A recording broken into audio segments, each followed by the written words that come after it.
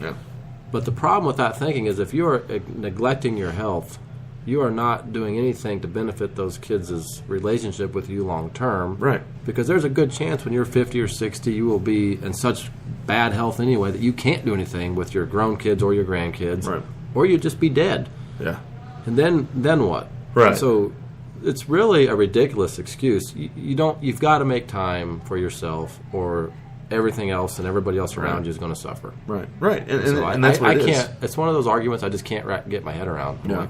It just makes absolutely zero sense. Sure. It does. Yeah. It's a terrible argument. Right. But trying to tell somebody that, they think that you are attacking them personally. Sure. Or questioning their character, which I do question your character a little bit. I mean, yeah. what's the issue here? But it's like it's not going to go away just because you ignore the problem. No. Just like, well, I'm just going to, Right. it'll go away on its own, and 10 years from now I'll be in better shape than I am now, and my doctor's going to be very proud of my health, and I'm going to feel good about myself. And no. You have to start. The earlier you start, the better off you're going to be. It's not about coming and working out 6 days a week. And we did a whole series on this. Yeah, sure. What, 2 to 3 days a week, 20 to 30 minutes will change your life working out. Change your life, yeah, absolutely. I mean, literally change your life. Mm-hmm. Not in 1 week or 2 weeks. No, it done takes time. Consistently. It takes time. It's a lifestyle. It is. It really is, and I think that's part of what's tough for a lot of people is that it's a lifestyle, and I think changing your lifestyle might not be something people get the gravity of. Take it lightly, and you'll gain lightly. Yeah, like your health and everything will be light if you commit and you put that as a primary focus for yourself. Maybe even make it a little bit of a hobby and build things around that. Which again, not the workout, but your health, and then it becomes your lifestyle. And there's a difference. Making time to do something and then creating a lifestyle is very different. Just like we were talking about earlier, I'm in a master's program and it's eating up a lot of my time along with my work and my commute. Mm-hmm. So I physically don't have a lot of time during the day, but I always do something. Even if it's just walking around work, even if it's jumping on the treadmill at work or something for a little while. I'm a little injured right now, so I have to do something else, maybe the rowing machine or something. But just even if I piece, I might. There's another day, a couple days ago. Here's an example. I pieced together 50 minutes of cardio. Surprisingly, 50 minutes, but it was in 10-minute sessions throughout, I think, like a 3-hour period. It's interesting you say that because I was actually watching a video yesterday, and the point of the video was there's, I guess, been some research done that breaking up your cardio into 2 or 3 10-minute sessions per day is a lot more beneficial to your body than doing like one 30-minute, one 45-minute session. Sure. Less muscle wasting is one of the arguments. Helps more, especially like after you eat. Helps more with insulin sensitivity. Sure. Probably and digestion and all these things. And this particular person, what they would do is after they eat, just a routine now, they go outside, they walk 5 minutes down the street, turn around, come back. Nice. Even if they're at a restaurant somewhere, they'll go out with their wife and they get done at the restaurant before they get in the car and leave. 5 minutes one way, come back, get in your car. If they're at the airport, if they're at wherever they may be, they do it. It's 10 minutes. Right. And it actually said it makes them more focused when they're eating so they're not getting sidetracked on their cell phones and watching TV and making a 10-minute meal, a 30-minute meal. Right. Well, actually, they're more productive during the day. Sure. And they feel better. Yeah. Well, and that's... Not a 10-minute walk. Right. Well, That's what it was. So... And that's the thing. And that's another thing is we were talking about how I already have resigned. It's taken me because we talk about, and this is one thing. I guess I'm going to backtrack a little bit. And then you mentioned feeling bad and depressed about yourself, but also not making that commitment.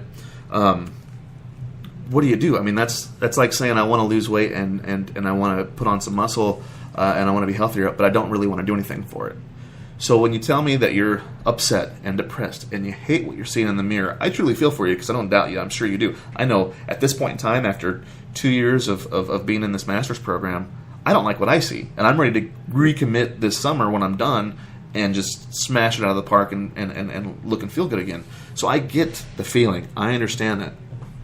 But, if you don't do anything about it, then how bad do you really feel? I question that, But on the same token, Well, I think if you let it get to a point, Sure. I think there's like almost a point of no return. Sure. Where I think people just feel like it's insurmountable. Right. It's like a cycle. And it may, in a sense, they may be right. I mean, if we're talking about somebody who's really far gone, I mean, Sure. maybe 500-600 pounds, it's just almost sure. immobile. Right.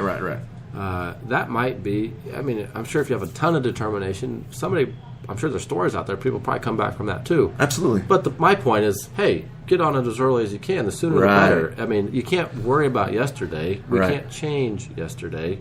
We can only affect the here and now. Yeah, You can only make you can that start decision today. that today, regardless of whether I was an Olympic athlete 10 years ago or whether I was just letting myself go for 10 years, Sure. it doesn't matter. Sure. You have the ability to affect today, Right. not yesterday. Right. So who Well, cares? yeah. Quit crying about it. Yeah. Get to work. Don't It doesn't worry matter. about the past. It doesn't matter. Start today. And, and another thing is, I think Adam's probably about All right. ready. Go ahead. oh, I was going to say, another thing is that you don't have to start, I don't know, whatever the it's Halloween, that's our creaky door. It's close to midnight. We do need a Halloween episode. I think that would be nice. But no, and you've mentioned this before, and we've talked about this before, and I don't know what this version of starting is, but you don't have to stop things cold turkey. So you don't have to. I don't know. You don't start things cold turkey, but you don't start things just like that either. So taking the move and making those steps could be something as simple as not drinking your calories. Eliminate sugars. Sugary drinks. Things like fattening things. Creams and stuff like that. So just sticking to more or less eating your calories, so that, because I'm going to get a little scientific here, because you have a signaling hormone in your stomach in your body called leptin. Your stomach expands because you eat. Leptin is triggered, signals the brain that you're full, right? You don't get that when you drink things, but you might have had a 400-calorie drink, and you're hungry too.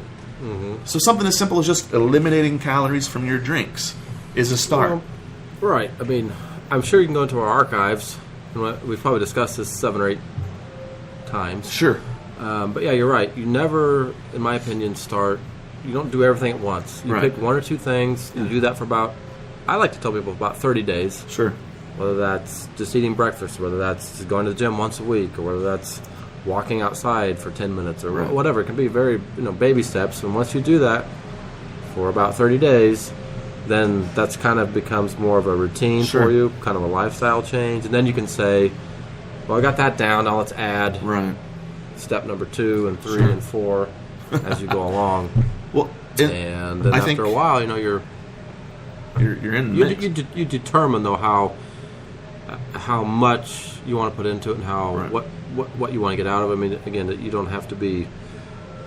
Everybody's got a different end Sure, right. goal, so depending on what that is, would affect how far you eventually kind of take things. But yeah, I mean, don't jump in, because that's the number one thing to not do, Right. is to go cold turkey, and then to stop all your bad habits and start all new ones next week, next Right. Monday. I'm going to go. Yeah, Monday. That'll last about 3 days. Yeah, and especially somebody that's not used to working out or has never worked out, and again is in that boat where I feel bad about myself, but I don't do anything either about it. You might feel, one of the things that deters you might feel like you have the weight of the world on your shoulders. You might feel like you have this big daunting task, which is gonna be some hard work. It's a big task. However, you don't have to feel like you have to do everything all at once. Right. Literally, start with a small circuit and a little bit of cardio, 30 minutes, a couple times a week, and then, like I said, just pick something from your diet you want to change and change it. You don't have to jump straight into, contest prep or anything, or getting ready for the NFL Combine. I know we do. Oh, yeah. Yeah. All right, let me go hunt Adam down. I think he's done. And you can discuss whatever you want until I get back. Right. So you can tell I'm like a deer in the headlights right now. But yeah, so that's the thing is, excuses are what they are. And there are probably some legitimate things out there, but even, we can say that just based on science and data that's been collected, we can say that, resistance training and exercise, like in that aspect of things, is good for, elderly, for women, again, for bone loading, for osteo reasons, for hormonal balances and things, because as we get old and things, processes don't work as smoothly as they used to. For men, various things start slowing down at a certain age, like your testosterone production, your growth hormone production. And I guess that's for everybody, but definitely impacts actually a man's health. The same way as too much testosterone in your bloodstream is the same as not enough testosterone in your bloodstream. It can lead to heart problems. It can lead to high blood pressure, high cholesterol, and things like that. So one way to help regulate hormones is also resistance training. A good healthy resistance training, especially in the legs, helps with that stuff. Heart, lungs health. I mean, we don't have to get into that. We all know that a certain amount of cardio for a certain amount of time with your heart rate at a certain level for that period of time is beneficial and could save your life, really. Going into the foods that you eat, good cholesterol. That's the thing, it's some people, it's kind of hard to figure out what the difference in what good cholesterol actually does to bad cholesterol.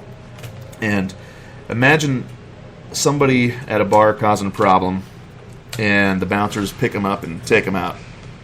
So the bad cholesterol is in the bar, had maybe one too many, and he's yelling at the Chiefs because they played the Raiders and lost a game they should have won. And the bartender says, "You're cut off." Well, the good cholesterol, the avocados and the almonds come in and they pick up the cheeseburger and they take them out of the bar. And that's basically what they do. They help shuttle that junk out of your bloodstream. So, all right, I think we've got our guest, Adam. Good to see you. Good to have you here. Oh, nice to be here. Our studio audience is very on point today. Appreciate it. I can still interact with you, right? Yes, just because you don't have the headphones on doesn't mean. Like I said, all you got to do is watch those levels and make sure you're hitting your, keeping it in the yellow but not the red. Well, I think I've said enough. So, so what brings you into the Pinnacle Studios today? Well, I've come in to talk about one of our new programs here at the Next Level facility at Pinnacle, Rocksteady Boxing. What Rocksteady Boxing is it's a program put together to help patients with Parkinson's disease fight back against the effects of the disease and to help maintain a better lifestyle for those folks and try to deal with the tremors and pains and stiffness and rigidity in the body. But basically to give them some camaraderie. It's kind of like a support group in a way, but they're in here fighting and boxing, and I should make it clear that they're not fighting each other. They're not boxing each other.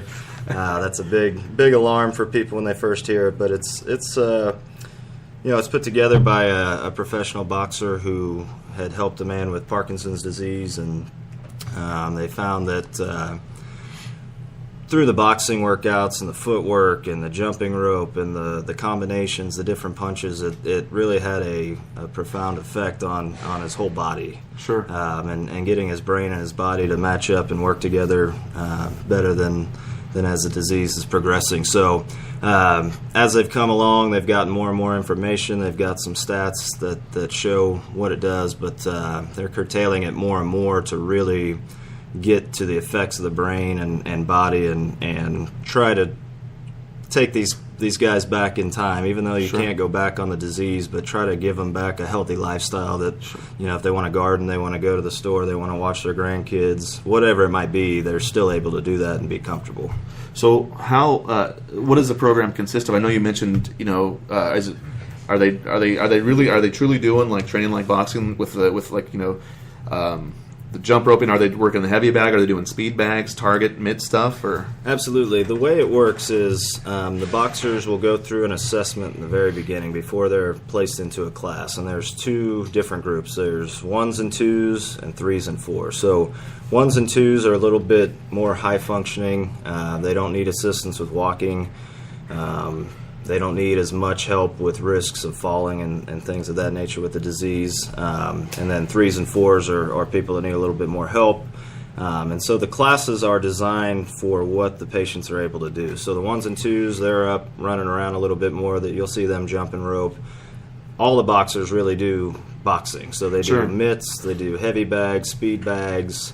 We've got the rotating bags that wobble back and forth, and a lot of it's designed, they're not there to try to become professional boxers, of course, but by getting their mind off of the exercise part of it and just getting them to be competitive and getting them to, focus on the mitt and hit the mitt out in front of them. For you and I and Brandon, that's not as difficult. Sure.